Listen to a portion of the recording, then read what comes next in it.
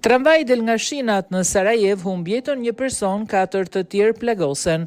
Një aksident është regjistruar në Sarajev në Bosnjë-Hercegovinë. Një video e publikuar në rrjetet sociale tregon momentin kur një tramvaj del nga shinat duke u përplasur me mjetet në rrugë. Pamjet e publikuara janë regjistruar nga një kamera një automjeti që ishte ndalur në semafor.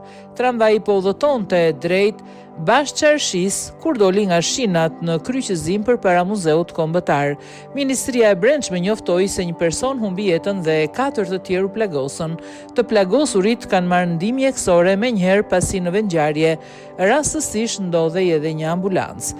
3 prej të plagosurve ndodhen në spital. Autoritetet kanë nisur hetimet për të përcaktuar shkaqet që çuan në këtë aksident.